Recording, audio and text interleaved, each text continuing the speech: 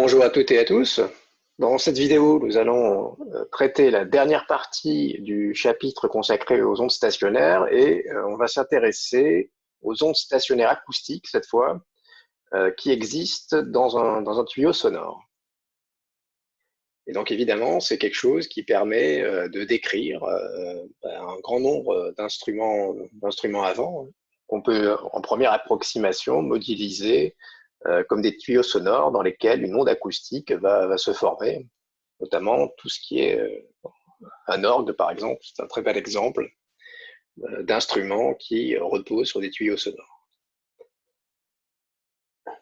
Donc, dans le plan du chapitre, on avait déjà discuté de manière générale les ondes stationnaires et ensuite on avait décrit plus en détail les ondes stationnaires qui existent dans le cas de la corde vibrante.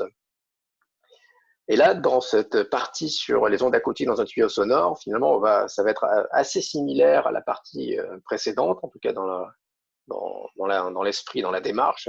Simplement, on va utiliser des quantités physiques différentes et notamment des conditions aux limites différentes. Donc, on commence par les conditions limites. Donc, on a affaire à une onde acoustique et il y a deux types de conditions limites qui peuvent exister. La première, c'est qu'on considère ici, par exemple, un tuyau sonore avec ici, imaginez un haut-parleur qui est une source d'onde sonore, et d'un côté ici, on peut avoir une extrémité qui est fermée. Je bouche mon tuyau sonore. Mais qu'est-ce qui va se passer dans ce cas-là? La condition, c'est que vous pouvez très bien imaginer que si j'ai ici une particule de fluide au niveau de l'extrémité qui est fermée, la particule de fluide ne peut pas se déplacer. Et donc la condition qu'on va imposer, c'est que au niveau d'une extrémité fermée, le déplacement longitudinal doit être nul. Ça, c'est évidemment logique. Donc évidemment, on peut retrouver ce résultat de manière plus compliquée. C'est en utilisant les coefficients de réflexion et de transmission. Donc on peut montrer que la coefficient de réflexion du déplacement vaut -1, celui de la transmission, il vaut 0. Et donc, quand on calcule le déplacement un petit peu à droite ou un petit peu à gauche, on va trouver que ça vaut 0. Donc, c'est juste une façon très compliquée de retrouver ce résultat évident. Si on laisse une extrémité fermée, le déplacement longitudinal doit être nul. Donc ça, c'est la condition qu'on va imposer lorsqu'on a affaire à une extrémité qui est fermée. L'autre type d'extrémité, c'est le cas où on a une extrémité qui est ouverte, donc un tuyau qui est donc ouvert. Et là, la condition qu'on va imposer, donc c'est peut-être un peu moins intuitif, on va imposer comme condition qu'au niveau d'une extrémité ouverte, c'est la pression acoustique qui est nulle.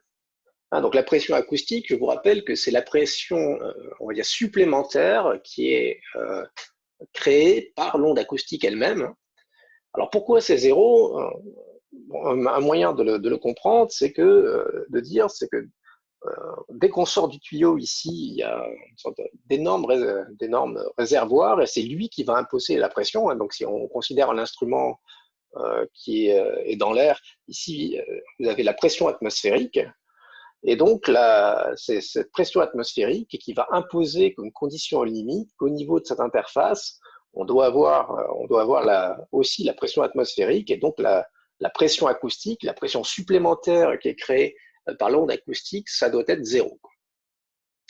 Donc, on peut aussi le retrouver de manière compliquée en utilisant les coefficients de réflexion et de transmission. Là, on est dans le cas où la section du tuyau 2, c'est en fait une section infinie, puisqu'on sort en fait dans l'espace libre. Donc on trouve un coefficient de réflexion -1, coefficient de transmission qui vaut 0. Et si on calcule la pression acoustique légèrement à gauche de la discontinuité ou légèrement à droite, dans les deux cas, on trouve 0.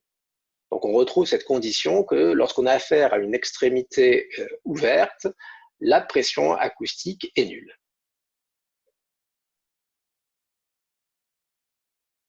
Donc ensuite, une fois qu'on a les conditions limites, on va pouvoir s'intéresser à différents types de cas. Et le premier qu'on va traiter, c'est le cas d'une onde stationnaire dans un tuyau qui a deux extrémités ouvertes. Donc je considère un tuyau qui a une longueur L.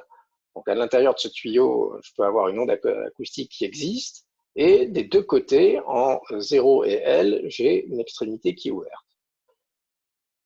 Donc il faut qu'on impose des conditions à limite. D'après ce qu'on vient de dire précédemment, extrémité ouverte, ça veut dire que la pression acoustique vaut 0. Donc on va demander comme condition à limite que la pression acoustique en 0, ça vaut 0, et la pression acoustique en L, ça va aussi valoir 0.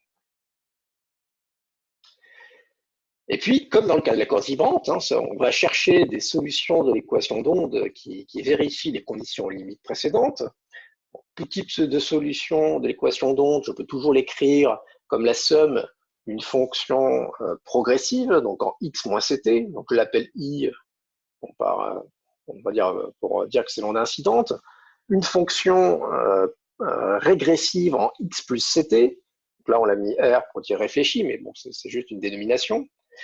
Donc on cherche sous cette forme générale-là, et on va quand même chercher sous une forme particulière, c'est-à-dire on va chercher des solutions qui sont de type sinusoïdal, avec une pulsation oméga.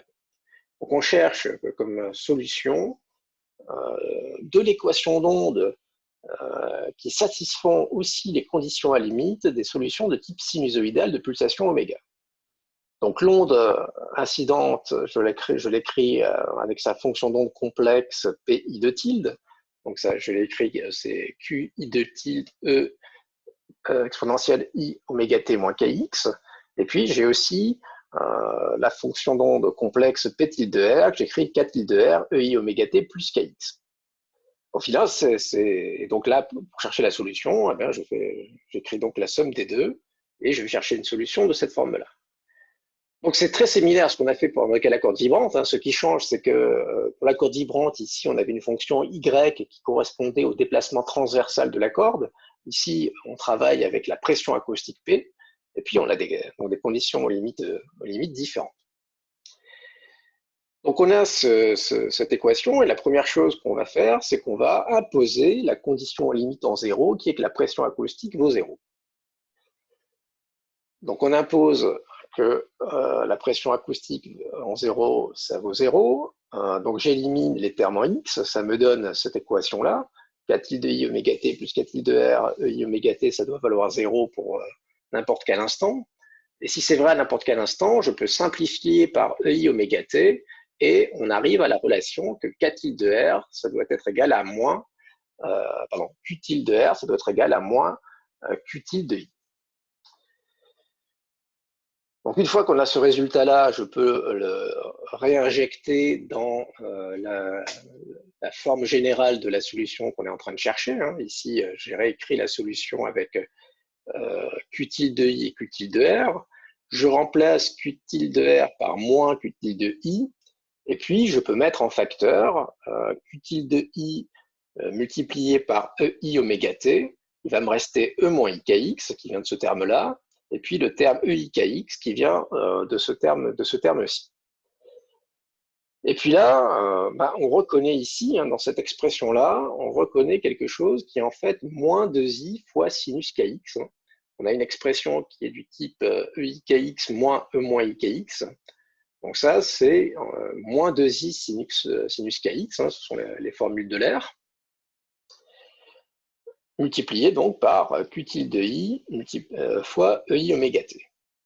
Donc ça, c'est la fonction d'onde complexe.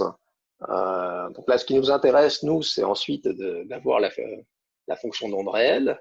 Donc pour cela, on écrit que la fonction d'onde, l'amplitude complexe Q tilde de i, je vais l'écrire Q de i fois ei phi, où phi c'est une phase qui est pour l'instant arbitraire. Et on écrit que la fonction d'onde réelle, je vais l'obtenir comme étant la partie réelle de la fonction d'onde complexe.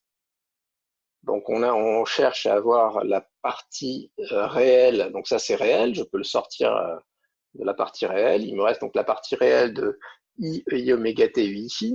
Donc ici je peux multiplier, je peux rassembler les deux arguments. Du coup je cherche la partie réelle de i multiplié par ei oméga t plus phi. EI oméga t plus phi, je peux le développer en disant que c'est cosinus oméga t plus phi. Et puis j'ai ici le i. Et ici, je vais avoir cosinus oméga t plus phi plus i sinus oméga t. Et i par i, ça fait i carré. Ça me fait venir ici un signe moins. Donc je dois prendre la partie réelle de i cosinus oméga t plus phi moins sinus oméga t plus phi. Bah, la partie réelle, c'est uniquement ce terme-là. Ici, je vais récupérer un moins qui va s'annuler avec ce moins-là. Et au final, on arrive à une expression qui est que Px de t, ça va être égal à 2qi fois sinus kx fois sinus oméga t plus phi. Et là, on retrouve une forme d'expression qu'on a trouvée pour la corde vibrante, et on avait dit que c'était une caractéristique des ondes stationnaires, c'est que les dépendances spatiales et temporelles sont séparées. On n'a pas, comme dans le cas des ondes progressives ou le cas des ondes régressives, une fonction du type x moins ct ou x plus ct. On a les variables x et t sont séparées dans deux fonctions. On a une fonction qui dépend uniquement du temps, qui va être ici sinus oméga t plus phi. Donc ça, c'est la dépendance temporelle, ce qui veut dire qu'on va avoir des oscillations temporelles au cours du temps. Et puis, on a une fonction qui porte uniquement sur la variable x et qu'on va pouvoir interpréter en disant que ça signifie qu'on va avoir des oscillations temporelles avec une amplitude qui dépend de la position x. Donc, x et t sont séparés, donc on a affaire à une onde stationnaire. Donc ça, on a obtenu ce résultat en imposant uniquement la condition que la pression acoustique en zéro soit égale à zéro. Maintenant, on va utiliser la deuxième condition qui est que en x égale L, la pression doit être égale aussi à zéro puisqu'on a une extrémité qui est ouverte. Là, si je repars de mon expression ici, vous voyez que je vais imposer comme condition que P de L de t soit égal à zéro quel que soit t. La seule façon de vérifier cette condition, c'est que le sinus KL doit être égal à 0. Sinus KL est égal à 0, ça veut dire que l'argument KL doit être un multiple entier de fois pi. Donc ici, on a pris n, un entier strictement positif, parce que le Kn égal à 0, c'est un cas qui n'est pas intéressant, ça veut dire le cas où il n'y a pas d'onde. Et donc, on a cette condition que K fois L, ça doit être égal à npi. Donc là, comme pour la corde vibrante, là aussi, on peut interpréter cette condition de deux façons. Si on travaille avec une longueur d'onde et une fréquence qui sont fixes, à ce moment-là, on considère du coup que c'est la longueur L du tuyau sonore qui peut varier. À ce moment-là, la condition imposée, et je peux la réécrire en disant que K, c'est 2pi sur lambda. L, c'est quelque chose qui va dépendre, qui est variable. Puis j'ai ici npi, et donc en simplifiant ici par 2pi, on arrive au résultat que la longueur L, elle ne peut pas être complètement quelconque. Je vais pouvoir avoir une onde stationnaire acoustique ayant une longueur d'onde lambda fixée que si la longueur de mon tuyau sonore est un multiple entier de fois la demi-longueur d'onde. C'est-à-dire c'est uniquement quand L sera égale à un multiple entier de lambda sur 2, une onde stationnaire va pouvoir se former avec une fréquence et une longueur d'onde qui sont fixées. Puis l'autre façon qui est peut-être la plus courante, c'est le cas où la longueur du tuyau est fixée et on considère des longueurs d'onde et des fréquences variables. Donc on repart toujours de la condition, à ce moment-là, L est fixe. Le nombre d'ondes K, lui, va être variable. Donc je vais avoir Kn fois L qui est égal à Npi. Donc ça veut dire que Kn, ça va être égal à Npi sur L. Mais ici, on peut aussi se souvenir que K, c'est égal à oméga n sur C. D'ailleurs, là, j'ai oublié un L. Donc la condition ici, je peux la réécrire comme étant oméga n sur C fois L. Mais oméga, c'est aussi 2pi nu n divisé par C fois L qui est égal à npi.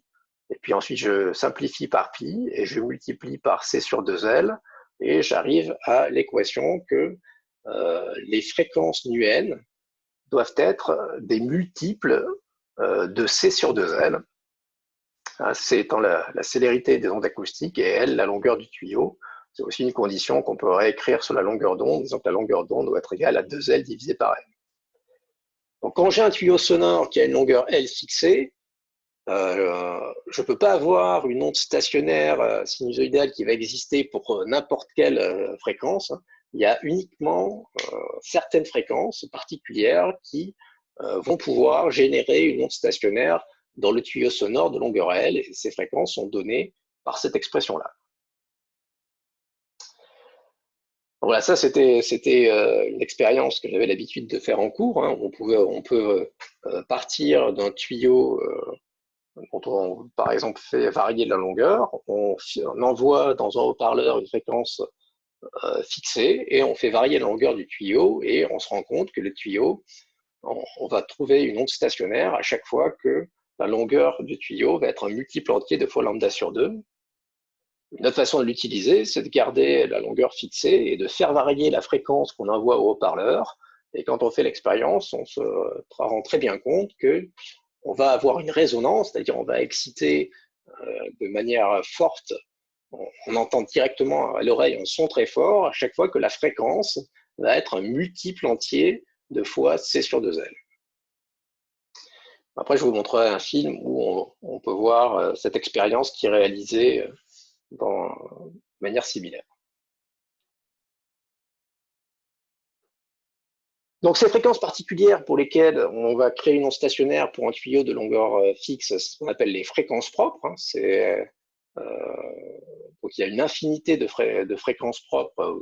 C'est comme dans le cas de la corde vibrante. Donc, ça va être les fréquences propres de vibration de l'onde acoustique dans ce tuyau sonore de longueur L, dans la condition où il est ouvert à ces deux extrémités. À chacune de ces fréquences propres, on peut associer un mode propre. Donc le mode propre, c'est simplement, je vais repartir des expressions qu'on a trouvées. On a trouvé que P, si je repars en arrière, donc on avait trouvé cette expression pour l'onde stationnaire qui existe dans le tuyau. Pour le mode propre, on part de la même expression. Donc je vais avoir 2 fois Qn. Et ici, par contre, ce qui change, c'est que le K, ça va être le Kn associé au mode propre que je repère par le nombre, l'anti-n. Donc Kn, ça va être n multiplié par pi divisé par L. Et puis ici, je vais avoir sinus oméga nt plus phi de n, où oméga n, c'est la fréquence, la pulsation associée à la fréquence propre, qui vaut donc 2pi fois n fois c sur 2l. Et donc on voit que, par exemple, quand je fais n égale 1, je vais avoir une fréquence propre qui vaut c sur 2l. Ça, c'est ce qu'on appelle le mode fondamental ou première harmonique. Ensuite, n égale 2, je vais avoir le deuxième harmonique qui est fréquence double. N égale 3, je vais avoir nu3 qui vaut 3 fois la fréquence du fondamental, qui est le troisième harmonique. Donc là aussi, c'est pareil que pour la corde vibrante.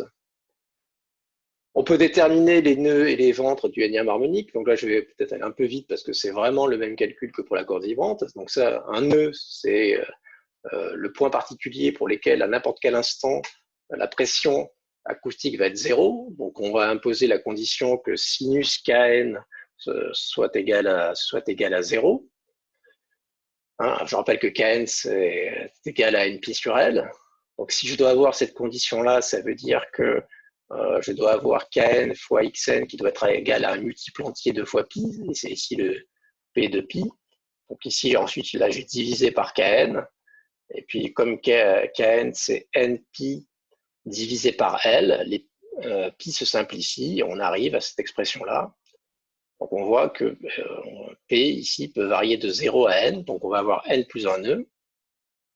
On fait une opération similaire pour les ventres, donc les ventres, c'est les points particuliers pour lesquels l'amplitude des oscillations vont être extrémales à chaque instant. Donc pour ça, on impose que sinus Kn des ventres en valeur absolue soit égal à 1. Donc ça revient à dire que l'argument qui vaut Kn fois Xn soit égal à pi sur 2 à pi près. Donc ici, on a écrit pi sur 2 plus Q fois pi.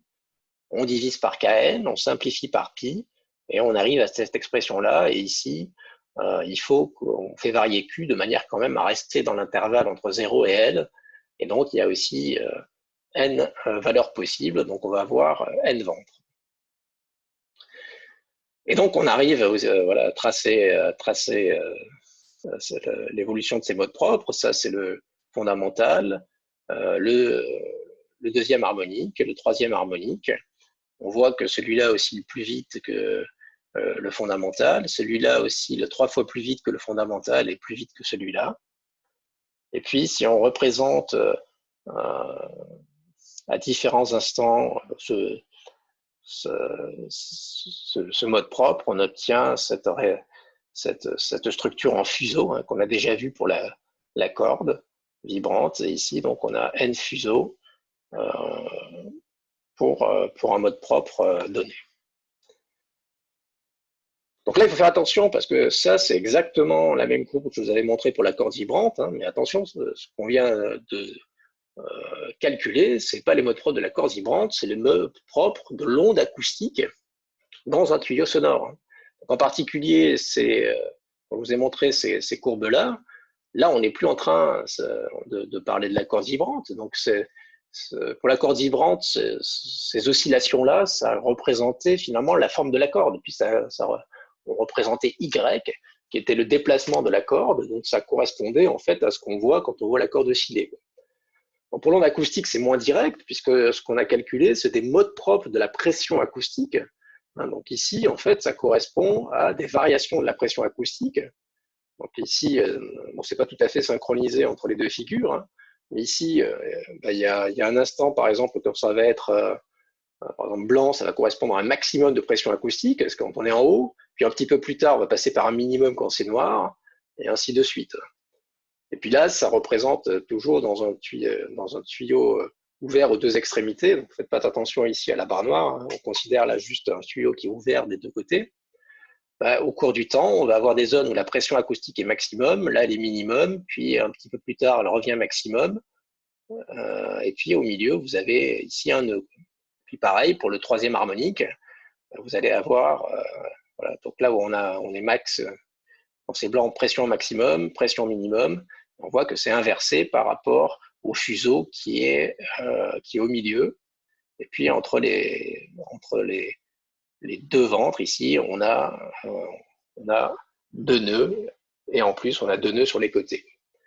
Donc attention, ici, on n'est plus à faire avec la corde vibrante, on travaille avec la pression acoustique, et donc quand on parle de modes propres, c'est des modes propres de pression acoustique. Donc là, je l'ai représenté de manière statique. Donc là, c'est par exemple, si je fais une photo à un instant donné de l'onde acoustique qui existe dans le tuyau sonore, par exemple ici, je vais avoir pour le premier mode un maximum de pression. Donc ici, je l'ai représenté ici en rouge. Ça correspond à une pression acoustique qui est positive, qui est maximale. Je l'ai fait pareil pour le deuxième harmonique, avec ici une pression maximum et une pression qui est minimum de l'autre côté. Et pour le troisième harmonique, avec un max, un min, un max, et puis au milieu, vous avez des zéros qui sont en blanc, qui eux vont pas osciller, quoi. Évidemment, après ça change, c'est-à-dire un instant plus tard, le max qui était rouge va devenir bleu, et ainsi de suite. Donc là, on a tracé les modes propres de la pression acoustique. On peut aussi s'intéresser aux modes propres du déplacement longitudinal. Je vous ai dit que pour la corde vibrante, on s'intéresse quand même c'est quand même moins fréquent de s'intéresser à la composante transversale de la tension. Pour les ondes acoustiques, c'est quand même plus fréquent aussi de regarder ce qui se passe pour le déplacement longitudinal. Donc pour faire ça, on repart d'une égalité fondamentale qu'on a vue dans le chapitre 3, qui est que la pression acoustique, je peux l'écrire comme étant moins 1 sur qui fois la dérivée par rapport à x du déplacement longitudinal. Donc là, ce qu'on a fait, c'est qu'on a l'expression de P, et il nous faut l'expression de psi. Pour faire ça, on va intégrer, on va dire que psi, c'est égal à moins qui fois l'intégrale de P de x de t dx. Donc on va réaliser, on intègre P de x de t. Donc P de x de t, donc si je m'intéresse uniquement à l'harmonique d'ordre n, je vais dire que psi de n, ça va être égal à moins qui fois l'intégrale de Pn x de t dx. Et P de n, c'est quelque chose, donc si je repars un petit peu en arrière, donc P de n, si je regarde uniquement ce qui se passe pour la variable x, c'est quelque chose qui dépend de sinus kn de x. Donc il faut que j'intègre sinus k de x. Donc en fait, sinus k de x, quand je fais l'intégrale, c'est moins cosinus k de x sur k. Donc les moins ici s'éliminent. Et puis ici, je vais avoir donc cosinus kx sur k. Ici, en fait, j'avais un cosinus kn de x sur k de n. Et donc l'expression du, déplacement longitudinal pour le nème harmonique, ça va être psi de n qui est égal à qui fois 2qn divisé par k de n cosinus knx sinus oméga nt plus phi de n. Voilà, il pourrait y avoir éventuellement une constante d'intégration, hein, mais on la prend à 0 parce qu'on dit qu'on sait que si j'ai une fonction qui est sinusoïdale sur une période, je dois avoir un déplacement qui vaut 0. Hein, donc ici, je ne peux pas avoir une constante d'intégration qui reste, elle doit être aussi prise à 0. Et donc psi n, c'est égal à ça. Donc on peut, on peut aussi s'amuser à calculer quels sont les nœuds du déplacement longitudinal. Ça veut dire que je vais imposer la condition que cosinus kn xn soit égal à 0. Voilà, ça vous donne du coup la formule qui va vous donner les nœuds du déplacement. On peut chercher aussi les ventres du déplacement. Donc là, il faut imposer que cosinus kn à la position des nœuds en valeur absolue soit égal à 1. On trouve cette expression pour les ventres, donc ça, je vais vite là-dessus. On trouve qu'on a n nœuds et n plus un ventre. Et c'est par exemple ici ce qu'on voit. Donc là, ici, ce qu'on voit, c'est à la fois, ici, c'est la pression acoustique qui est représentée. Donc ici, quand je suis en haut, bon là, ici, c'est représenté en noir. Donc ça représente le tuyau sonore. Quand la pression est positive, comme indiqué ici, donc on voit que c'est noir dans le tuyau. Puis ensuite, la pression va redevenir négative. Ici, ça apparaît en blanc et puis ça repart. Donc en haut, cette partie-là, ça concerne la pression acoustique. Et en dessous, ce qui est représenté, c'est la vitesse. La vitesse, bon, c'est pareil que le déplacement. Il y a juste une intégrale ou disons, une dérivée entre les deux. Donc, ce qu'on observe, c'est que quand on a un ventre de pression, la vitesse, elle, a un nœud. On voit qu'ici, la vitesse vaut 0. Et par contre, quand on a un nœud de pression, on va avoir un ventre de vitesse ou un ventre de déplacement. Là, c'est ce qui est représenté ici sur ce graphe. La longueur des flèches, ça indique la vitesse des particules du fluide. Donc là, par exemple, toutes les particules convergent au centre, donc on va avoir une augmentation de la pression. Puis ensuite, les particules s'éloignent du centre et vont vers les bords. Donc là, on va se retrouver avec une dépression. Et puis ensuite, ainsi de suite. Donc on voit que le déplacement des particules, la vitesse des particules est d'autant plus grande qu'on se situe près de l'extrémité du tuyau, alors qu'en ce point-là, la pression va valoir 0. Donc c'est ce que j'ai représenté sur ce graphe ici. Donc c'est la pression acoustique dans le tuyau ouvert. Donc on a bien des nœuds au niveau des extrémités ouvertes. Et donc pour le premier harmonique, on a simplement un ventre et puis 2 nœuds. Et puis ici, on va avoir 2 ventres, 3 ventres pour le troisième harmonique, 4 ventres. Et puis si je représente le déplacement longitudinal, donc c'est ce qu'on disait, c'est que c'est quand on a un ventre de pression acoustique, ça va correspondre à un nœud de déplacement. Et inversement, quand on a affaire à un ventre de déplacement, ça va correspondre à un nœud de pression. Et on voit donc que voilà la différence entre le déplacement longitudinal et la pression acoustique pour le mode fondamental, le deuxième harmonique, le troisième harmonique et puis le quatrième harmonique.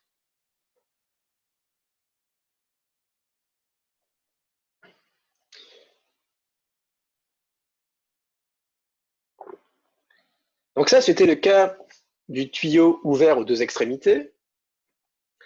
Maintenant, on peut regarder aussi un autre cas, c'est celui d'un tuyau sonore qui serait ouvert à une extrémité. Donc par exemple, je l'ai choisi ici, j'ai une extrémité qui est ouverte en x égale à 0, et par contre, j'ai une extrémité qui est fermée en x égale n. Donc c'est un tuyau qui est fermé d'un côté. Donc on applique les conditions aux limites. Donc les conditions aux limites, au niveau de l'extrémité ouverte, la pression acoustique doit être égale à 0. C'est ce qu'on a, c'est cette condition-là. Et par contre, au niveau de l'extrémité fermée, là, ça va changer. Hein. Donc l'extrémité fermée, la condition à imposer, c'est que le déplacement longitudinal, psi de L, il doit être égal à 0. Donc on a ces deux conditions à limite à imposer. Comme précédemment, on va chercher des solutions de l'équation d'onde qui satisfont les conditions limites et on cherche des solutions particulières, c'est-à-dire on cherche des solutions qui soient de type sinusoïdal avec une pulsation oméga. Bon, pareil, on écrit ici la fonction d'onde complexe de la solution qu'on cherche. Donc ici, on cherche une solution pour une onde de pression acoustique, P de tilde, et qu'on va décomposer donc avec une fonction d'onde progressive P tilde de I, une fonction d'onde régressive P tilde de R. Donc on a cette solution générale et on impose d'abord la première condition qui est que P de 0 de T doit être égal à 0. Ça, cette condition, en fait, elle est strictement la même que ce qu'on a fait précédemment, hein, donc ça va nous donner le même résultat. Si j'impose comme condition que P de 0 de T soit égal à 0 avec cette même expression, on sait qu'on va avoir une structure d'onde stationnaire pour laquelle les dépendances spatiales et temporelles sont séparées, et donc on cherche une solution qui soit de la forme Px de T soit égal à 2Q de I, sinus Kx, sinus oméga T plus Phi. Évidemment, ce qui est intéressant, ce qui a changé, c'est la deuxième condition. Donc, pour un tuyau ouvert, on avait dit que la pression acoustique en L doit être égale à 0. Ici, la condition est différente, c'est que le déplacement en L doit être égal à 0. Donc, on cherche cette condition-là. Ce qu'il nous faut, c'est donc trouver l'expression du déplacement. Donc, on utilise la même chose que ce qu'on a fait pour précédemment pour obtenir les modes propres du déplacement. On part de la relation fondamentale qui est que P c'est égal à moins 1 sur Ki fois D psi dx, et on va intégrer cette relation pour trouver l'expression de psi. Donc pareil, on doit intégrer sinus K de x. L'intégrale de sinus K de x est moins cosinus Kx sur K. Les moins, vous voyez, se simplifient, et donc on trouve que phi de x de t, ça doit être égal à Ki fois 2 fois Q de I divisé par K cosinus Kx sinus oméga t plus Phi. Donc là encore, la constante d'intégration est prise à 0 parce que lorsqu'on fait la valeur moyenne sur une période du déplacement, on doit trouver 0, donc il ne peut pas y avoir une constante non nulle dans cette expression.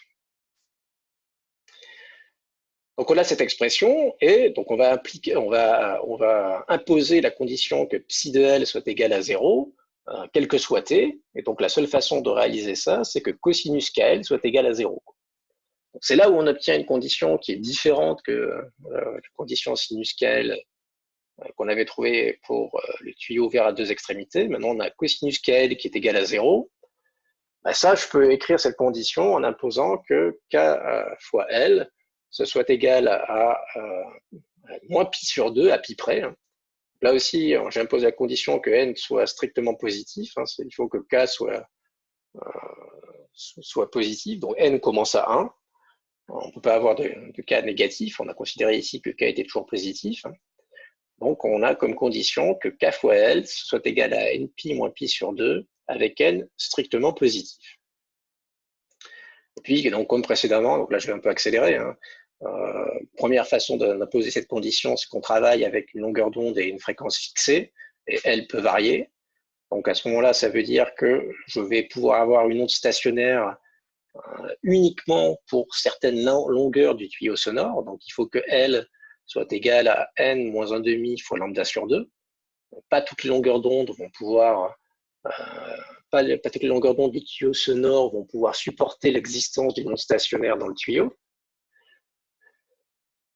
L'autre possibilité, qui est peut-être la plus fréquente, c'est qu'on travaille avec un L qui est fixé et on fait varier la fréquence. Donc ça veut dire ici que le nombre d'ondes K de n est variable. Et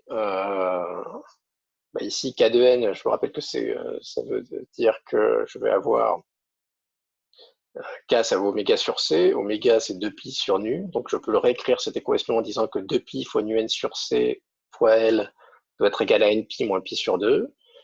Je simplifie par pi et je multiplie par c sur 2L et on arrive à cette condition que les fréquences qui peuvent exister comme ondes stationnaires pour un tuyau de longueur L, ça doit être égal à n-1,5 fois c sur 2L, avec n ici donc toujours un entier positif.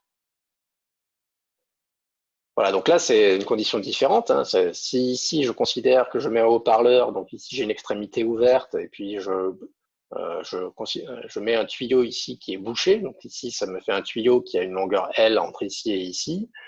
Je peux, donc c'est aussi une expérience que j'avais l'habitude de faire. Hein. On peut travailler avec une longueur d'onde ou une fréquence fixée et faire varier la longueur du tube.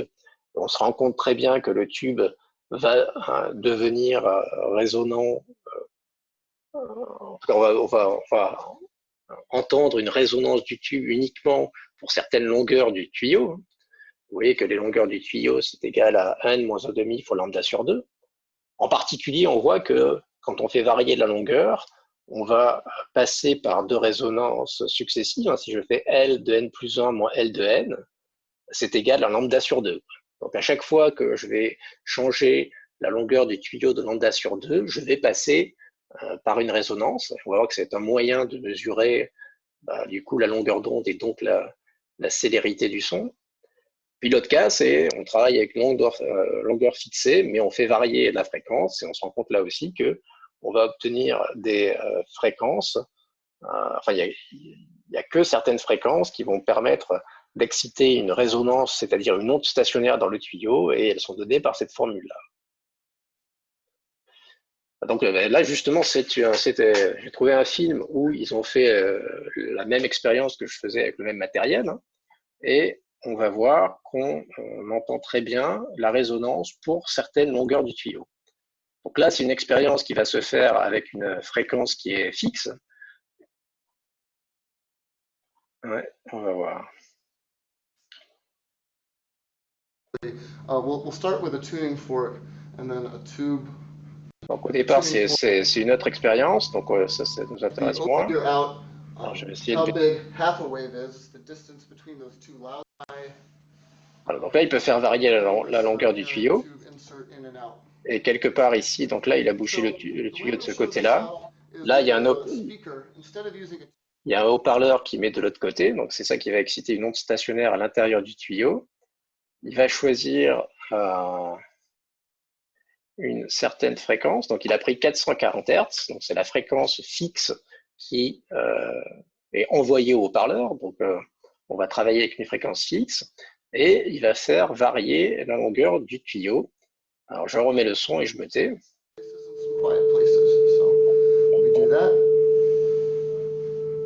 Not touching the amplitude knob anymore, just adjusting the length of the tube.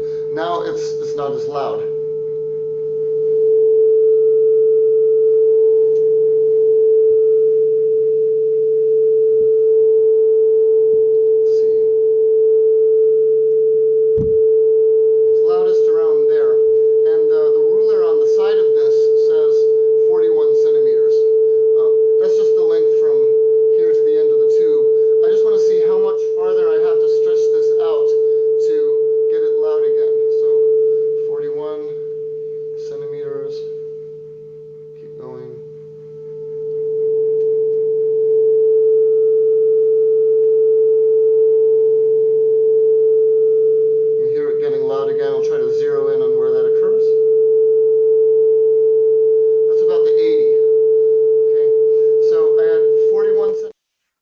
Donc là, il vient de trouver deux résonances. Donc il mesure en fait la longueur du tuyau. Il a on a entendu une résonance au niveau de 41 cm. Et puis après, il a déplacé le tuyau. On a pu percevoir une résonance à une longueur qui valait 80 cm. Et donc, donc ensuite, en faisant, il va faire le calcul, 80 moins 41, ça veut dire que ça vaut 39 cm. Et 39 cm, d'après le calcul qu'on a fait précédemment, ça correspond à lambda sur 2. Quoi. Donc, connaissant lambda sur 2, connaissant la fréquence qui est envoyée dans le haut-parleur, qui est donc 440 Hz, exactement ce qu'il est en train d'écrire, Timothy, on peut en déduire alors la célérité du son. Donc, c'est le calcul qu'il va faire. C'est le calcul qu'il va faire et je le laisse faire le calcul. 440 fois 0,78, ça va donner une célérité qui vaut, calcul vite de tête apparemment, ça vaut 343 mètres, donc c'est très proche de la vitesse du son à laquelle on s'attend. Voilà. Merci Timothy. Donc les fréquences propres de vibration, quand on travaille avec un tube de longueur L fixée, ça va être donné donc par cette expression-là. Hein. Donc ce sont les fréquences propres de vibration de l'onde acoustique dans un tuyau sonore. Alors là, par contre, je me suis trompé, c'est un tuyau qui est ouvert d'un côté et fermé de l'autre. Donc il y en a une infinité et elles sont différentes justement du tuyau qui est ouvert des deux côtés. Quand on a les modes propres, on peut du coup quand on a les fréquences propres, elles sont associées à des modes propres. Donc, les modes propres, je les obtiens à partir de la même expression qu'on a trouvée précédemment. Donc les modes propres, on avait trouvé que c'était donné par cette expression. Donc on part toujours de cette expression-là. Donc les modes propres de la pression acoustique sont donnés par cette expression-là. La seule chose qui change, c'est qu'ici, K de n et oméga n sont donnés par K de n, c'est donné par cette expression-là, n moins 1,5 pi divisé par L, et puis les pulsations, donc c'est 2 pi fois les fréquences propres, et les fréquences propres sont données par cette expression-là. Et les Q de n et les phi de n, là, ça dépend des conditions initiales du problème, hein, ça va être donc ça, c'est déterminé en fonction de chaque problème. Donc on voit en particulier que les fréquences propres sont différentes du cas du tuyau ouvert aux deux extrémités. En particulier, si je fais ici n égale 1, on voit que le mode propre fondamental, il vaut C sur 4L. Donc il est 2 fois plus faible que la fréquence du mode fondamental d'un tuyau ouvert aux deux extrémités. Et puis ensuite, si je calcule le deuxième harmonique, vous voyez que le deuxième harmonique, il ne va pas avoir une fréquence qui est le double du fondamental, mais il sera en fait le triple, puisque ici, hein, si je fais 2, ça va faire 2 moins 1 demi, donc on va avoir 3 demi, donc on a 3 fois C sur 4L. Et de même, ensuite, à n égale 3, hein, on va avoir nu3 qui vaut 5 fois la fréquence fondamentale pour le troisième harmonique. Donc là aussi, il faut faire attention, ça ressemble à exactement à la corde vibrante, mais là on parle de pression acoustique. Donc ici, si je fais une photo à l'instant T des modes propres du tuyau ouvert-fermé, par exemple, je vais obtenir ça. Hein. Donc là, j'ai pris, c'est une photo à un instant T où on va avoir ici un maximum de pression acoustique près de l'extrémité qui est ouverte, de l'extrémité qui est fermée. Au niveau de l'extrémité ouverte, on va toujours avoir un nœud de pression. Pour ça ici que c'est blanc. Et par contre, ici, on va avoir un ventre au niveau de l'extrémité fermée, avec cette forme-là. Donc ici, je vais tracer un moment, on va avoir ici un max de pression, ici un minimum. Ici, on va avoir un max et un min. Évidemment, tout ça au cours du temps bouge. Hein. Il y a un moment où ici les zones rouges vont devenir bleues et inversement. Ça oscille au cours du temps. Donc on peut là aussi calculer les nœuds et les vents de l'harmonique d'ordre n. Donc on impose aussi dans ce cas-là que sinus kn fois x soit égal à 0. Simplement ce qui change maintenant, c'est qu'on n'a pas la même condition qu'avant. Avant on avait knl qui faisait npi, ici c'est npi moins pi sur 2. Donc ici on a un n moins 1 demi qui apparaît, donc on va uniquement avoir n nœuds. On peut aussi calculer les ventres, donc ça vous ferez des exercices en TD, donc j'accélère un peu parce que c'est toujours en fait la même démarche. Ici on impose que la valeur absolue du sinus soit égale à 1, avec toujours la même condition, et ici on se rend compte qu'on peut uniquement avoir n ventres si on reste dans l'intervalle entre 0 et L. Là aussi, on peut s'intéresser au mode propre du déplacement longitudinal. Donc ça, on a déjà calculé l'expression de psi. Donc on repart de cette même expression de psi. Ce qui change ici, voilà, c'est qu'on va mettre k est remplacé par k de n, et puis oméga est remplacé par oméga n de t, qui sont donnés par les expressions précédentes. Donc là aussi, hein, donc on peut calculer les nœuds et les ventres dans chacun des cas. On aura n nœuds et n ventres pour le mode propre du déplacement longitudinal d'ordre n. Donc là, c'est une animation qui montre, donc c'est similaire au cas précédent, simplement ici, donc on a une extrémité qui est fermée ici et qui est ouverte de ce côté-là. Donc, sur l'extrémité ouverte, la pression vaut 0. Donc ça, c'est pour le mode fondamental. Du côté de l'extrémité qui est fermée, on va avoir un ventre de pression. Donc là, on voit que la pression par les maximums, ici, ça correspond à la zone, cette zone noire. Donc là, on voit ce qui se passe dans le tuyau. Là, on a un minimum de pression. Ici, c'est matérialisé par cette couleur blanche. Donc, au cours du temps, le mode fondamental oscille. Et puis, en dessous, dans la ligne du dessous, ce qui est représenté, c'est la vitesse longitudinale. Donc, à une intégrale près, c'est le déplacement longitudinal. Donc, pour la vitesse longitudinale, au niveau de la paroi, le déplacement ou la vitesse, c'est 0, puisque les particules ne peuvent pas bouger. Donc, on a à ce moment-là, à cette extrémité fermée, on a un nœud de la vitesse ou du déplacement. Par contre, au niveau de l'extrémité ouverte, c'est là où on va avoir un ventre du déplacement avec une vitesse et un déplacement qui est maximal et qui, là aussi, oscille au cours du temps. Voilà, donc là, j'ai représenté, comme dans le cas précédent, la pression acoustique avec un nœud au niveau de l'extrémité ouverte et un ventre au niveau de l'extrémité fermée. Et on peut aussi, du coup, représenter le déplacement longitudinal. Et donc, il y a toujours cette correspondance. Quand on a un ventre de la pression acoustique, ça va correspondre à un nœud de déplacement. Et inversement, à chaque fois qu'on a un nœud de déplacement, ici, un nœud de déplacement, ça va correspondre à un ventre de la pression acoustique.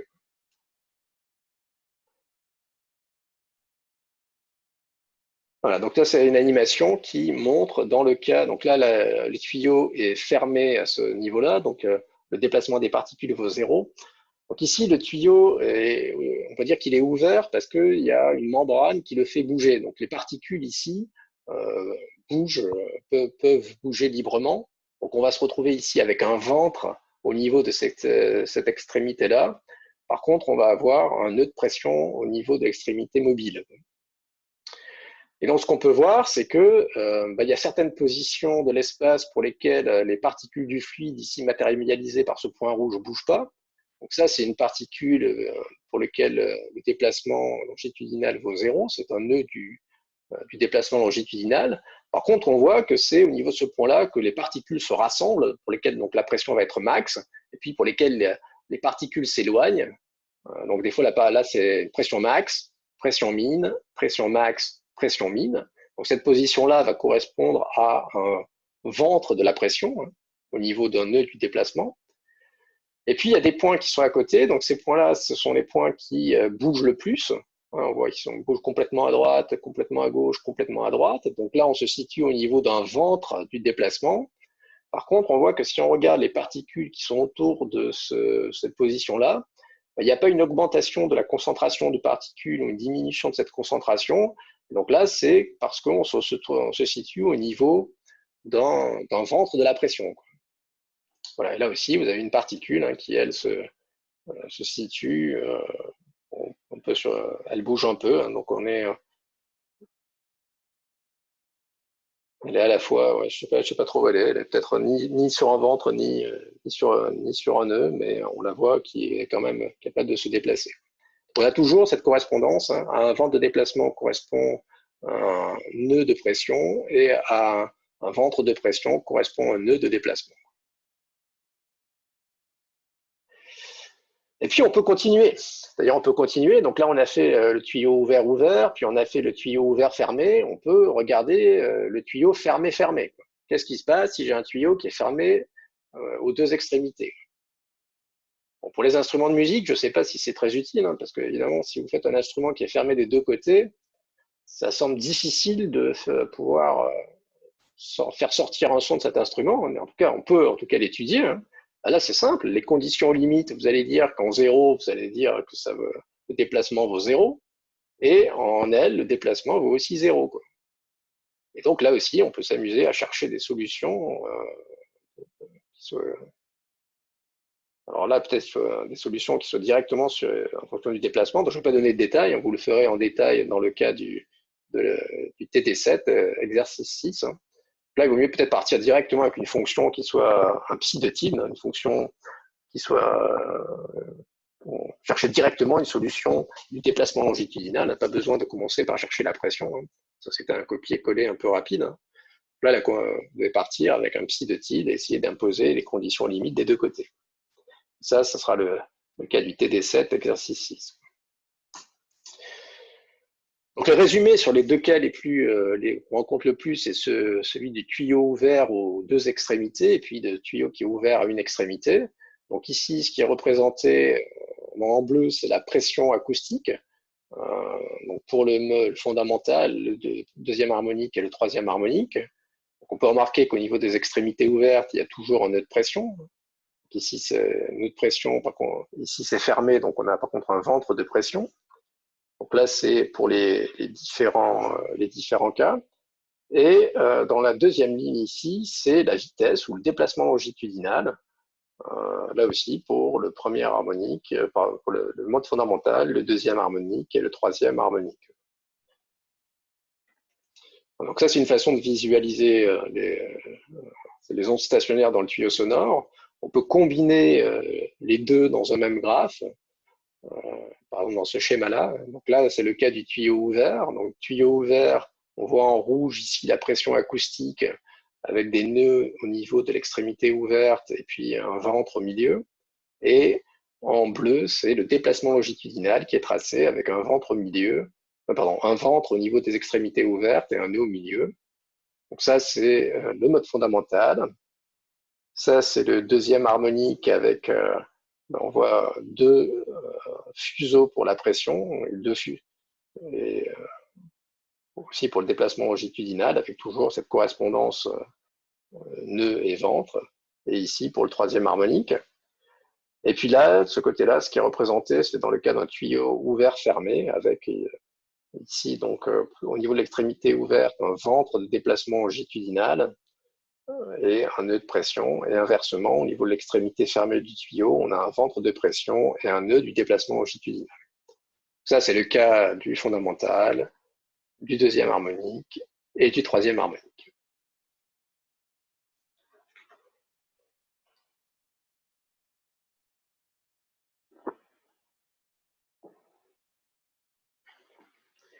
Donc ça, c'est le type de graphe qu'il faut comprendre, comment tracer les ces différents fuseaux dans le cas de la pression et du déplacement longitudinal pour le cas d'un tuyau ouvert ou d'un tuyau qui soit ouvert et fermé. Et donc là, je voudrais discuter un peu quelques applications des ondes stationnaires acoustiques, et je vais commencer en fait par une application qui peut servir à mesurer des coefficients d'absorption acoustique de certaines substances, de certains matériaux, mais c'est aussi une expérience de démonstration. Donc là aussi, j'avais l'habitude de la faire. La première, ça s'appelle le tube de Coont. Donc dans ce tube de Coont, on a un tuyau. Ce tuyau, on place devant un haut-parleur, donc il va exciter une onde stationnaire. Et puis, bon, l'extrémité peut être ouverte ou fermée. Donc ça génère une onde stationnaire à l'intérieur. Et cette onde stationnaire, on peut soit introduire un micro en espérant que le micro ne perturbe pas trop l'onde stationnaire, mais il va mesurer l'onde de pression acoustique à l'intérieur de ce tuyau. Donc on va voir, quand on passe par un ventre, on doit détecter un maximum du signal. Et puis une autre façon de visualiser cette zone-là, c'est de placer des billes de polystyrène à l'intérieur du tube, et les billes de polystyrène vont venir se placer préférentiellement au niveau d'un ventre de l'onde acoustique. Donc là, on voit, par exemple, on retrouve cette structure d'onde stationnaire avec ici des ventres de l'onde acoustique et à côté des nœuds, quoi. Alors, vous pouvez voir, si vous êtes attentif ici, qu'il y a des petites stries qui apparaissent. Ces petites stries c'est pas directement lié à l'onde acoustique, c'est-à-dire la distance entre deux nœuds de l'onde acoustique, c'est lambda sur 2. Ça, c'est donné par la grande distance qui est là, entre ici et ici. Les petites oscillations, les petites striations qu'on voit.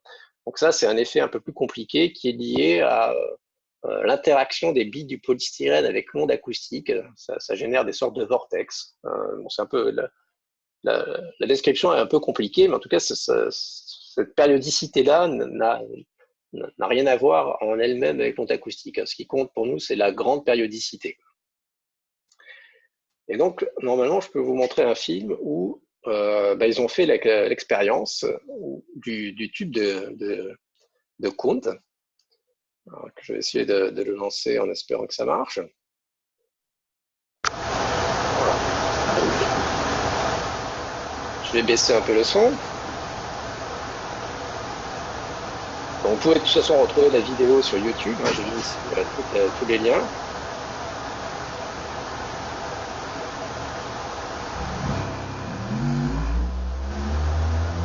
Voilà. Donc là, par exemple, ce qu'elle est en train d'exciter, c'est le mode fondamental. Donc là, elle nous donne la fréquence. La fréquence du mode fondamental, c'est 119 Hz. Puis, elle va changer la fréquence de ce mode. Elle va monter la fréquence. Là, elle va exciter du coup le deuxième harmonique. On voit que les billes du polystyrène vont se placer au niveau. Donc là c'est un des ventres de l'onde de pression, de l'onde stationnaire de pression acoustique. Là, elle nous indique la fréquence. On voit très bien qu'il y a deux fuseaux pour le mode propre du deuxième harmonique. Et puis, elle monte encore la fréquence.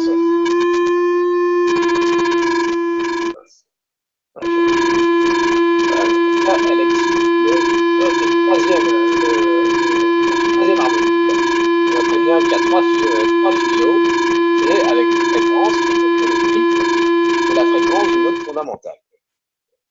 Voilà, donc ça c'était cette expérience du tube de Kundt. Et puis bon, après vous pouvez continuer à le regarder. Et puis, il y a un autre tube qui existe. Je vais vous le décrire un peu. C'est à peu près la même idée. L'idée, c'est qu'on prend un tube. Dans ce tube-là, on met un haut-parleur, donc qui va encore exciter une onde stationnaire à l'intérieur du tube. En haut du tube, on a percé toute une série de trous de manière à ce qu'il y ait... donc, il faut supposer que ces trous ne vont pas modifier beaucoup la structure de l'onde stationnaire, mais ils vont permettre à un peu de gaz de sortir. C'est là aussi le changement, c'est qu'au lieu de mettre de l'air dedans, on va mettre du gaz, du propane, un gaz inflammable.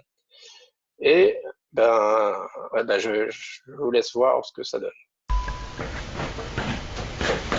C'est Jared qui va vous présenter l'expérience. Vous pouvez aussi le retrouver sur YouTube.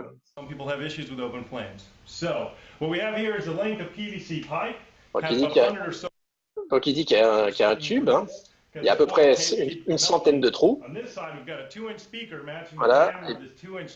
Et puis il a mis un haut-parleur qui fait à peu près 5 cm.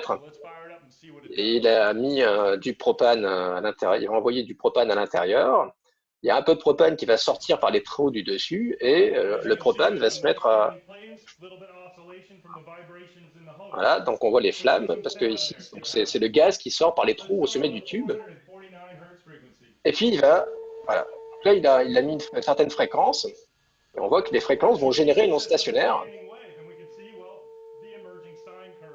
Donc ça permet en fait quasiment de visualiser les fuseaux de l'onde stationnaire.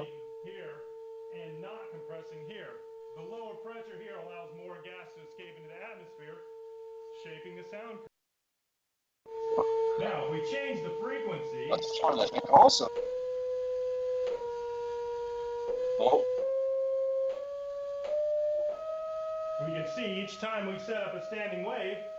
Donc on retrouve la structure d'onde stationnaire avec plus de fuseaux, hein. Plus la fréquence augmente, au plus on peut exciter une onde stationnaire avec un nombre élevé de fuseaux.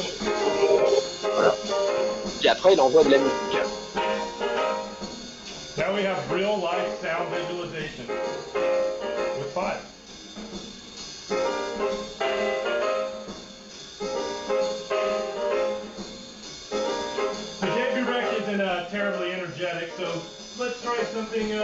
Après, il va essayer un autre style.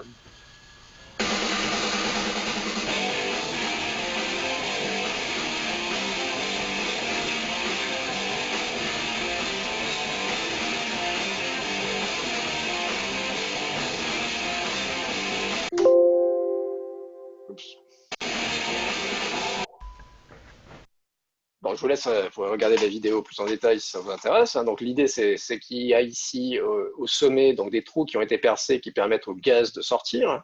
Donc on injecte du gaz par une des extrémités du tube. De l'autre côté, c'est un haut-parleur qui va exciter une onde stationnaire à l'intérieur du tuyau pour certaines fréquences qui sont les fréquences propres. Et puis, bon après, donc en gros, ce qui se passe, c'est qu'on bon, ça dépend les régimes, mais dans un régime, on va dire un peu simple, le gaz, il va plus y avoir de gaz qui va sortir au niveau d'un ventre qu'au niveau d'un nœud. Et donc, on peut au niveau d'un ventre de l'onde stationnaire, on va se retrouver avec des flammes qui sont plus hautes. Donc, ça dépend des régimes aussi, ça dépend quelle est la pression du gaz par rapport à la pression atmosphérique, mais en gros, c'est la manière la plus simple de le comprendre, c'est comme ça. Et donc, c'est un moyen spectaculaire de visualiser l'onde stationnaire acoustique qui est créée à l'intérieur d'un tube. Donc l'autre application, bien sûr, c'est tous les instruments avant. Hein. Donc il y a que ce soit une flûte, une clarinette, un saxophone, un tuba, trombone, trompette. La description la plus simple qu'on puisse en donner, c'est que ce sont des tuyaux sonores et il va y avoir des ondes stationnaires qui vont se développer à l'intérieur de ces tuyaux sonores. Et on voit que c'est très ancien, je trouve que c'est assez émouvant de voir que ici, c'est une flûte d'os qui date de 35 000 ans. Hein. Donc il y a déjà 35 000 ans, les hommes ont eu l'idée de construire des tuyaux sonores. On voit même qu'il y a différents trous, en fait, pour exciter des ondes stationnaires voilà, et pouvoir commencer à jouer de la musique grâce aux tuyaux sonores. Donc, par exemple, un des instruments connus, c'est la flûte à bec. Donc, la flûte à bec, la première description qu'on peut en donner, c'est que c'est un tuyau qui est ouvert au niveau des deux extrémités. Donc, pourquoi y a-t-il des trous? L'explication la plus simple, c'est que si on admet par exemple ici que le trou de registre va être toujours bouché, à chaque fois qu'un trou est libre, ça va en fait imposer un nœud de pression. C'est-à-dire ici, c'est la pression atmosphérique qui va imposer sa pression au niveau du trou. Donc, ça va permettre en fait donc si le trou est ouvert, ça va imposer un nœud de pression. Et donc, quand on bouge plus ou moins les trous, ça permet de faire varier la longueur du tuyau sonore. Quoi. Hein, on va voir ici, on peut de manière simple. Hein, si j'ai plusieurs trous à la suite qui sont ouverts, ça veut dire que mon tuyau sonore ici, il fait toute cette longueur-là. Ici, je peux dire que ça va être un tuyau qui va faire que cette taille-là. Quoi. Donc, en raccourcissant le tuyau sonore, ça revient à changer sa fréquence. C'est un peu ce qui est modélisé ici. Hein. Si je considère, là, c'est plus une flûte traversière, mais j'ai différents trous. Si tous mes trous sont bouchés, ça correspond à un son qui va être ce Do là. Et puis, au fur et à mesure que je raccourcis mon tuyau, je vais pouvoir jouer une note différente. Hein, et à la fin, j'ai changé d'un octave. Parce que du coup, la longueur du tuyau a été divisée par 2. Donc, un des instruments qui est un peu un instrument roi pour les tuyaux sonores, c'est évidemment l'orgue. Hein. Donc là aussi, les orgues, c'est quelque chose de très ancien. Donc ici, on voit déjà qu'il y a pas mal d'instruments avant qui existaient déjà au IIe siècle avant Jésus-Christ. Hein. Donc vous avez ici des sortes de trompettes, des sortes de cors. Et puis là, vous avez l'ancêtre de nos orgues actuels. Hein. Donc le mécanisme principal d'un orgue, c'est qu'on a des tuyaux sonores. Il y a de l'air qui est envoyé. Donc là, il y a un système de lèvres qui va servir à exciter l'onde stationnaire à l'intérieur du tuyau. Et puis dans les orgues, donc vous avez il peut y avoir jusqu'à 3000 tuyaux sonores avec des tubes qui sont parfois extrêmement longs. Et c'est d'ailleurs dans ce contexte ça aide d'utiliser des tubes qui ont un tuyau qui est fermé à une extrémité. Hein. Donc ici, ce qui est représenté, c'est différents tuyaux, on va dire tuyaux d'orgue. Donc là, c'est le cas d'un tuyau qui est ouvert aux deux extrémités. Donc en pointillé, ce qui est représenté, ce sont les modes propres du déplacement. Hein. Donc avec ici, on considère qu'on a ici une extrémité qui est ouverte. Ici, c'est ouvert de ce côté-là. Donc on a des ventres de déplacement au niveau des deux extrémités. Et ici, ça va correspondre donc à des nœuds de pression acoustique. Et avec ici en bleu, c'est là où on va avoir un ventre de pression acoustique. Ça, c'est pour le premier harmonique, le deuxième harmonique et le troisième harmonique. Et dans le cas d'un tuyau fermé qui est à une extrémité, on obtient aussi ce qu'on a vu. Hein. Donc on peut considérer que là que le tuyau est vraiment fermé. Ici, de ce côté-là, c'est là où j'ai l'extrémité qui est ouverte. Et on va avoir un déplacement. Donc on a ici un nœud de déplacement au niveau de l'extrémité fermée, un ventre de déplacement au niveau de l'extrémité ouverte. Alors pourquoi c'est intéressant d'utiliser un tuyau qui est fermé à une extrémité? C'est qu'on a vu que donc la plus petite fréquence qu'on peut générer dans le cas d'un tuyau qui est ouvert à deux extrémités, c'est C sur 2L. Par contre, si j'ai une extrémité ouverte et une extrémité fermée, la plus petite fréquence est C sur 4L, c'est 2 fois moins.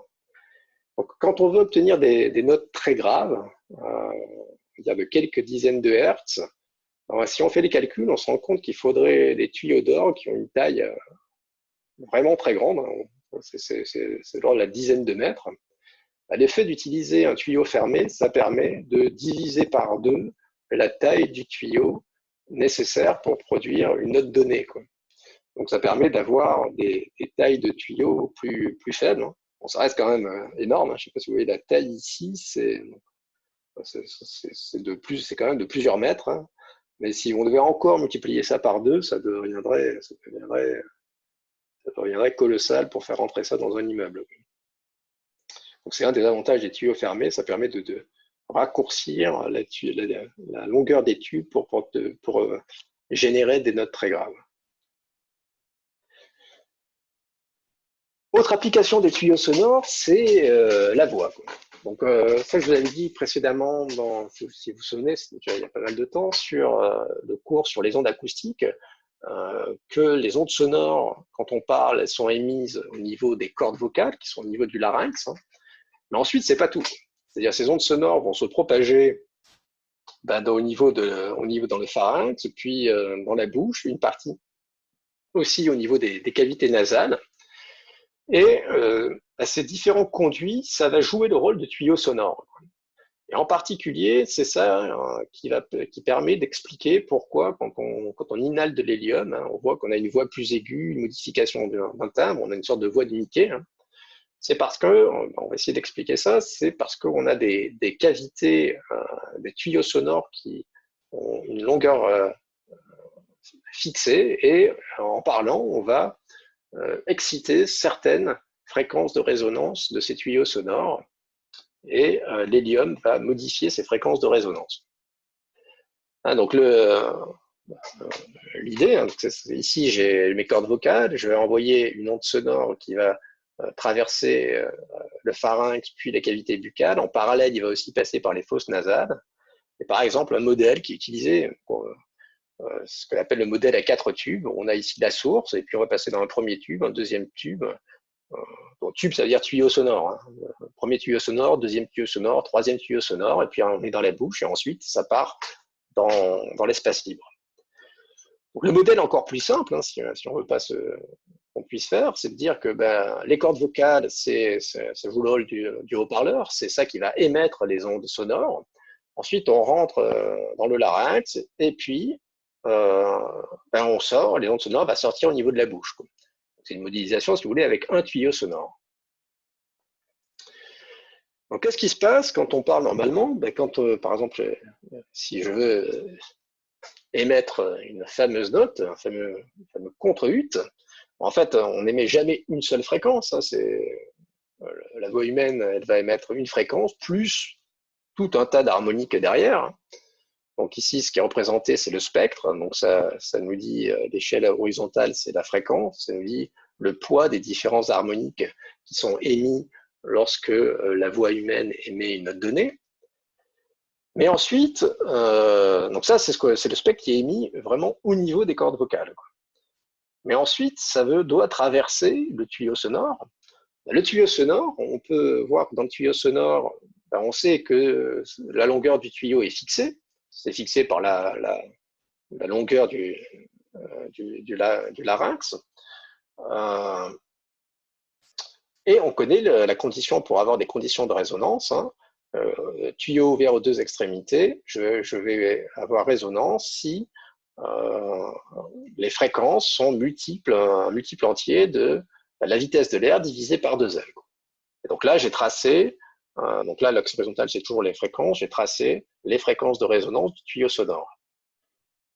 Donc, qu'est-ce qu'on va obtenir en sortie, le son qui sort de la bouche? En fait, ça va être le produit du spectre émis par les cordes vocales, mais ensuite, ça va être affecté par le tuyau sonore, qui va surtout laisser passer les fréquences qui sont résonantes avec une de ces fréquences de résonance.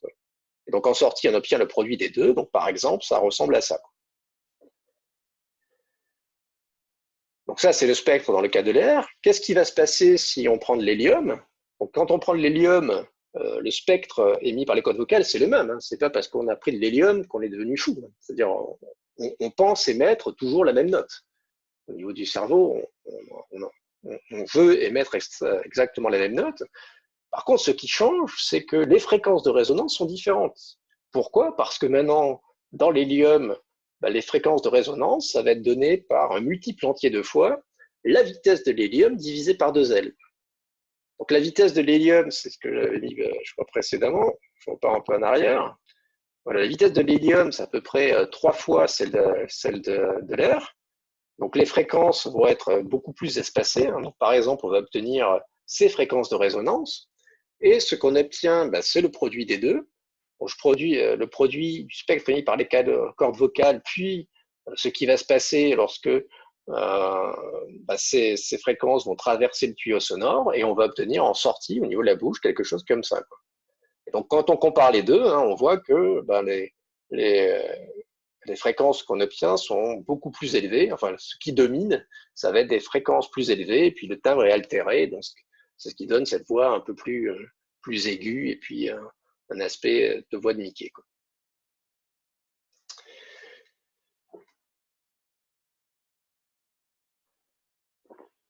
Dernière application, la lévitation acoustique.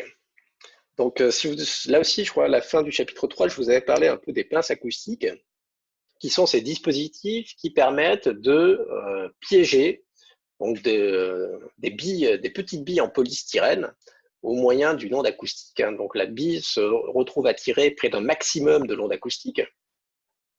On avait vu le cas comme ça. On avait vu aussi des manipulations de particules, de billes un peu plus grandes, de quelques millimètres de diamètre, avec plusieurs haut-parleurs. On pouvait les déplacer, les faire tourner, donc ainsi de suite. Il y avait plein de manipulations.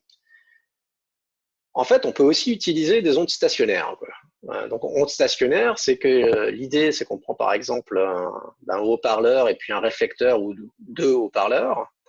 On va avoir la création d'une onde stationnaire entre les deux. Et une particule va se retrouver, en fait, on peut montrer, en tout cas, bon, c'est pas si simple parce qu'en fait, donc, comme vous savez, l'idée, c'est que la pression acoustique va pouvoir, par exemple, permettre de faire léviter, c'est-à-dire de fournir une force qui va compenser la gravité. Évidemment, dans le modèle qu'on a fait, nous, qui est un modèle linéaire, la pression acoustique, elle est tantôt positive, tantôt négative. Donc, si j'ai la moyenne sur une période, ça vaut 0, quoi. Donc, donc il ne peut pas y avoir, dans le modèle qu'on a fait, on ne peut pas avoir de lévitation acoustique tant qu'on reste dans le domaine de l'acoustique linéaire. En fait, on peut aller au-delà, pour des puissances élevées, on n'est plus dans ce domaine d'acoustique linéaire, ça veut dire qu'on peut avoir des effets du deuxième ordre. Et donc, on peut montrer que, dans ce cas, une particule va être en fait attirée au niveau d'un nœud de la pression acoustique. Donc ici, en bleu, ce qui est tracé, c'est par exemple la pression, le mode de pression acoustique. Donc là, c'est le cas d'un tuyau qui serait fermé. Donc on a un ventre de pression au niveau des deux extrémités fermées, et puis un nœud au milieu.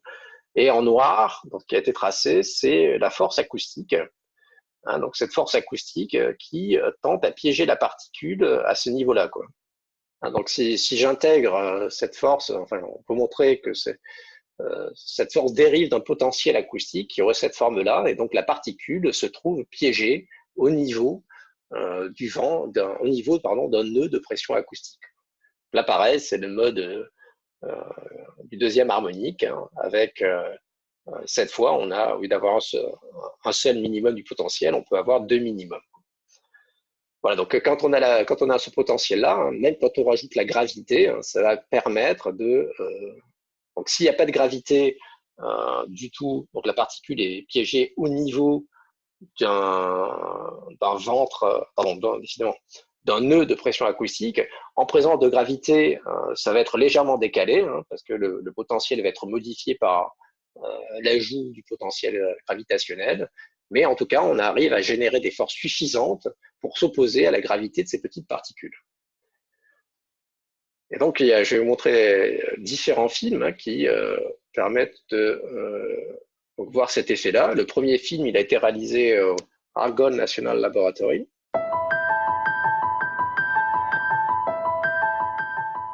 Vous pouvez aussi le retrouver sur YouTube, hein. Là, il y a deux haut-parleurs en haut et en bas. Et là, donc, l'expérimentateur là, vient déposer des petites billes de polystyrène qui vont se fixer au niveau d'un nœud de l'onde stationnaire. Et quand il joue avec la phase entre les deux haut-parleurs, ça décale la position des nœuds et des ventres de l'onde de pression, et donc on peut déplacer un petit peu les billes de polystyrène.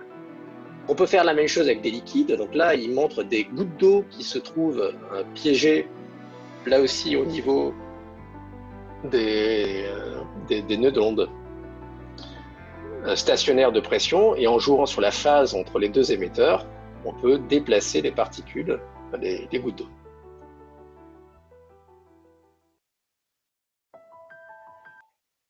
Donc le deuxième film, lui, c'est avec des billes de polystyrène. Je laisse un peu le son. Donc là aussi, vous pouvez le retrouver sur YouTube. Donc là, c'est un dispositif plus complexe au sens où il y a plusieurs réseaux de haut-parleurs. Donc on vous dit qu'au départ, l'approche était un haut-parleur et puis il y a une réflexion et ça crée une onde stationnaire pour piéger des particules. Ensuite, ils ont mis plusieurs particules qui permettent de créer une onde stationnaire à 2D qui les fait bouger.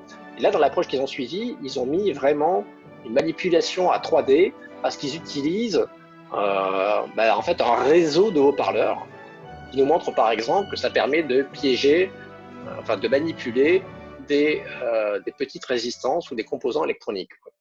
Là, on voit bien les différents haut-parleurs. Donc, il y a en fait quatre réseaux d'émetteurs d'ondes acoustiques. Et en jouant sur la phase et les amplitudes de ces de tous ces réseaux, on peut manipuler la particule. Donc là, il visualise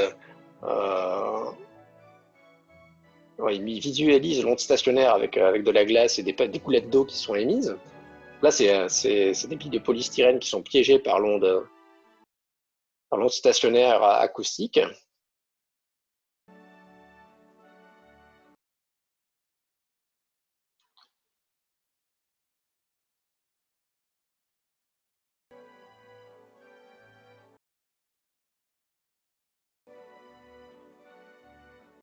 Voilà, donc là, en jouant toujours sur la phase entre les et amplitude des différents réseaux, on peut les faire tourner les particules.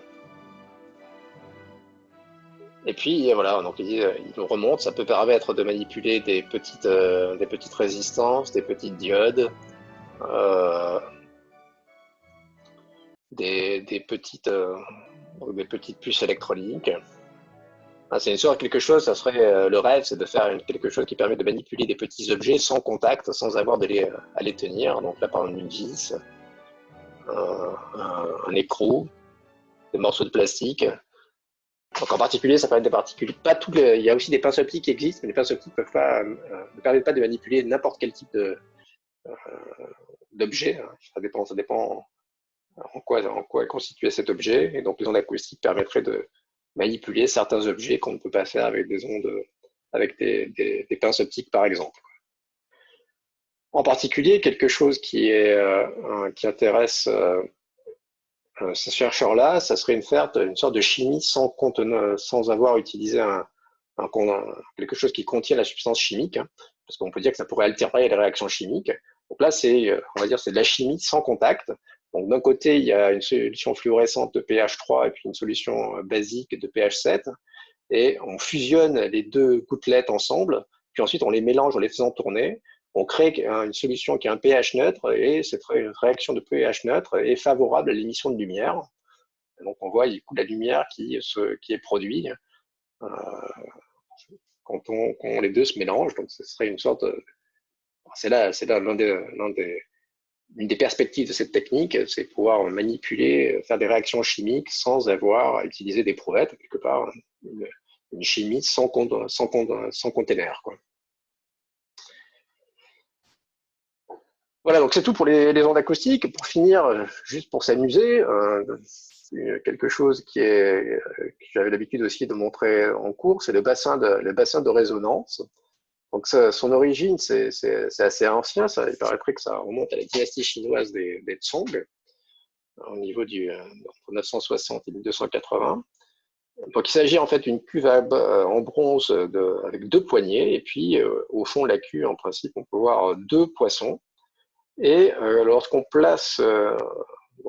applique un frottement sur les poignées de cette cuve, donc on peut dire qu'on entend un son harmonieux, mais en fait on va aussi générer une onde stationnaire entre les quatre cadrans de la cuve, et ces ondes stationnaires vont permettre à l'eau de jaillir, et des fois on dirait que ça peut jaillir à plusieurs centimètres de haut.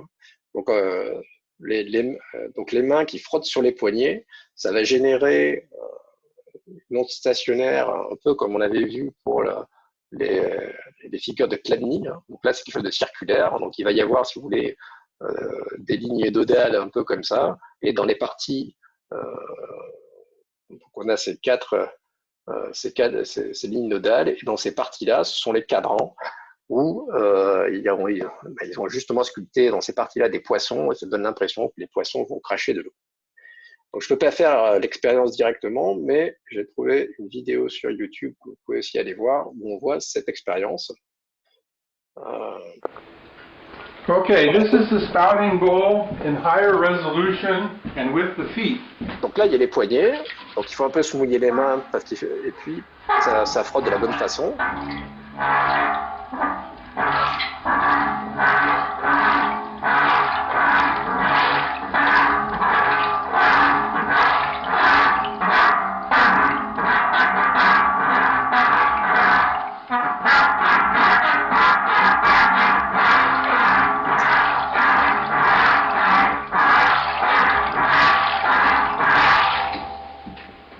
It's working pretty good. Voilà, impressionnant, n'est-ce pas?